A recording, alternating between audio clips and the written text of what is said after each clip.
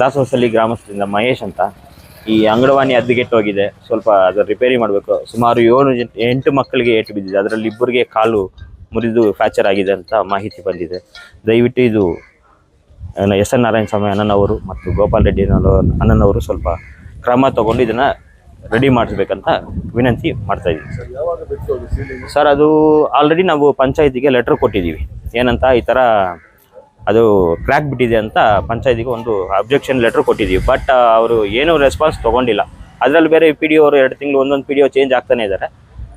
ನಾವು ಲೆಟ್ರ್ ಕೊಟ್ಟಿದ್ದೀವಿ. ಇವತ್ತು ಅಲ್ಲಿ ಬಂಗಾರಪೇಟೆ ಎಸ್ ಎನ್ ನಾರಾಯಣ ಸ್ವಾಮಿ ಅಣ್ಣನವ್ರ ಹತ್ರ ಹೋಗಿ ಮಾತಾಡಿದ್ದೀನಿ, ಏನಂತ ಅಣ್ಣನ ಈ ಥರ ಇದೆ ಅಂತ. ಅವರು ಹೇಳಿದ್ರು ಮಾಡೋಣ ಅಂತ, ಬಟ್ ಯಾವುದೂ ರೆಸ್ಪಾನ್ಸ್ ತೊಗೊಂಡಿಲ್ಲ. ನೋಡಿ ಸರ್, ಇದು ಏನಿಲ್ಲ, ಆ ಟ್ಯಾಂಕ್ ನೋಡಿ, ಆ ಟ್ಯಾಂಕ್ ಏನಾರ ಸ್ಕೂಲ್ ಮೇಲೆ ಬಿತ್ತಂದರೆ ಅದನ್ನು ನೋಡಿಸಿ ಸರ್. ಟ್ಯಾಂಕ್ ಕೂಡ ಹಂಗೆ, ಅದು ಏನಾರ ಸ್ಕೂಲ್ ಮೇಲೆ ಬಿತ್ತಂದರೆ ದಾರಿಯಲ್ಲಿ ಅದು ಸ್ವಲ್ಪ ಎಫೆಕ್ಟ್ ಆಗುತ್ತೆ. ದಯವಿಟ್ಟು ಕ್ರಮ ತೊಗೊಳ್ಬೇಕಂತ ಸರ್. ಅವರು ಅದೇ ಹೇಳ್ಬಿಟ್ಟು ಹೋದ್ರು, ಏನು ಹೇಳಿದ್ದಾರೆ ಅವರು, ಕ್ರಮ ತೊಗೊತೀವಿ ಅಂತ ಹೇಳಿದ್ದಾರೆ, ರೆಡಿ ಮಾಡ್ಸೋಣ ಅಂತ. ಅದು ಇನ್ನೂ ಗ್ಯಾರಂಟಿ ಇಲ್ಲ ಸರ್ ನಮಗೆ. ಸರ್ ಇಬ್ಬರು ತುಂಬ ಕ್ರಿಟಿಕಲ್ ಇದ್ದಾರೆ, ಇನ್ನು 4 ಮಕ್ಕಳಿಗೆ ತಲೆ ರೇಟ್ ಸರ್. 8 ಜನ ಸರ್ ಟೋಟಲ್. 45 ವರ್ಷ ಆಗಿದೆ ಸರ್. ಹಾಂ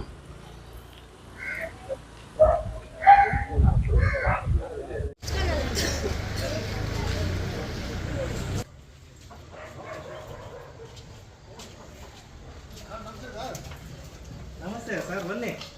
ಇಷ್ಟೊತ್ತಲ್ಲ ಹಾಸ್ಪಿಟ್ಲ್ ಹತ್ರ ಆಗೈತು ಟೈಮು.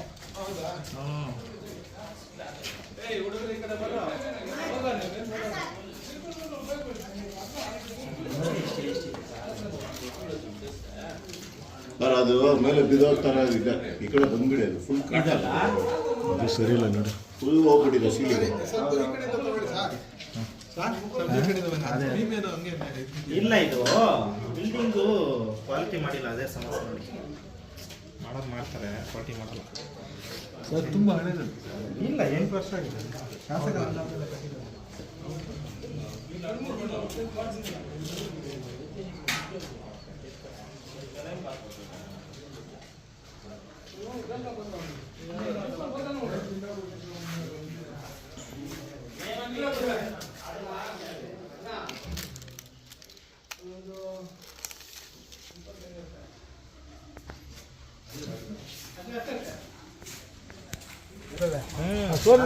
ನೀರು ಹಿಡಿದು ಇವರು ನೋಡ್ಕೊಂಡು ಕ್ಲೀನ್ ಮಾಡ್ತಿರಲ್ಲ. ಇದು ವ್ಯತ್ಯಾಸ.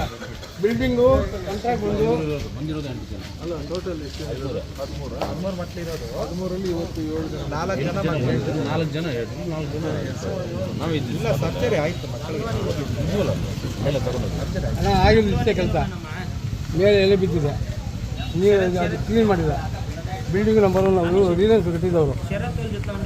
ಬಿಲ್ಡಿಂಗು ಪಕ್ಕ ಕನ್ಸ್ಟ್ರಕ್ಷನ್ ಎಮ್ನಾಳ್ ಕೊಟ್ಟು ಬಿಲ್ಡಿಂಗ್ ಇದು. ಹೌದಾ?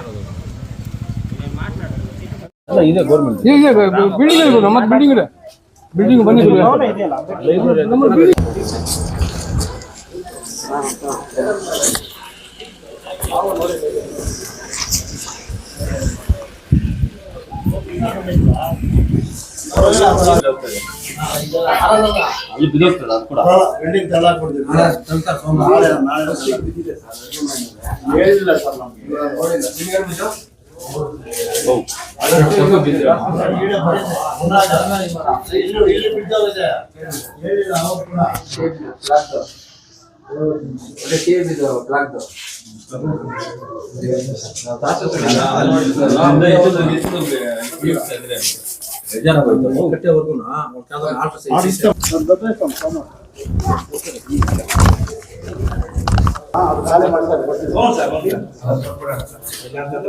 ಅದು ಇದು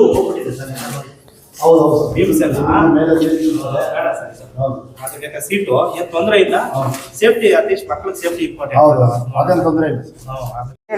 ಸರ್ ನೋಡಿ, ಇಲ್ಲಿ ನಾವೆಲ್ಲ ದೊಡ್ಡ ದೊಡ್ಡ ಲೀಡರ್ಗಳಿದ್ದೀವಿ ಕಾಂಗ್ರೆಸ್ ಪಾರ್ಟಿಯಿಂದ. ನಮ್ಮ ಗಮನಕ್ಕೆ ತಂದಿಲ್ಲ ಆಕೆ ಅಂಗನವಾಡಿ ಟೀಚರು.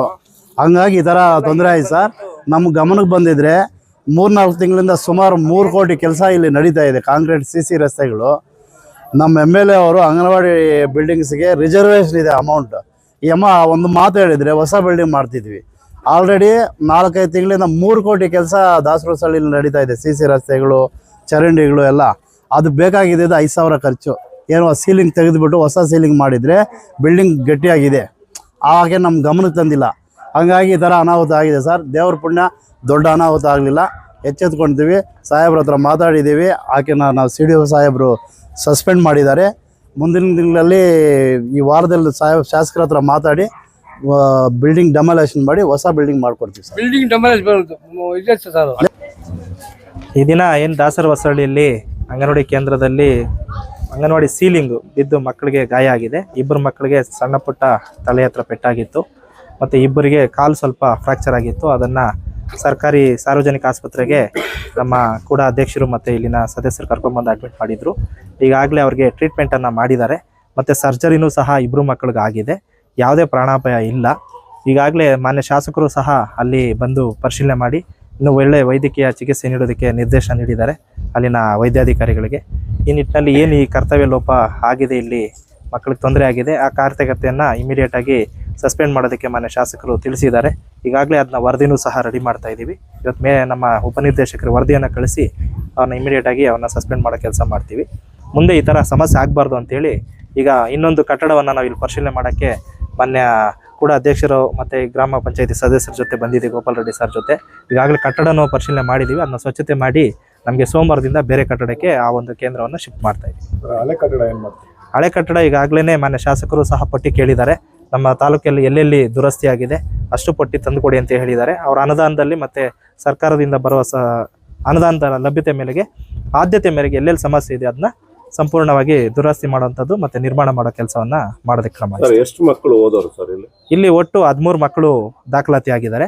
ಕೇಂದ್ರಕ್ಕೆ ಬಂದಾಗ 8 ಮಕ್ಕಳು ಬಂದಿದ್ದಾರೆ. 4 ಮಕ್ಕಳ ಮೇಲೆ ಆ ಒಂದು ಸೀಲಿಂಗ್ ಇದೆ. 4 ಮಕ್ಕಳು ಬಂದಿದ್ದಾರೆ. 4 ಮಕ್ಕಳು ಫಸ್ಟ್ ಬಂದಾಗ ಅದು ಅಚಾನಕ್ಕಾಗಿ ಆಗಿದೆ. ಹಾಗಾಗಿ ಬೇರೆ ಮಕ್ಕಳಿಗೆ ಯಾವುದಕ್ಕೂ ಸಮಸ್ಯೆ ಆಗಿಲ್ಲ.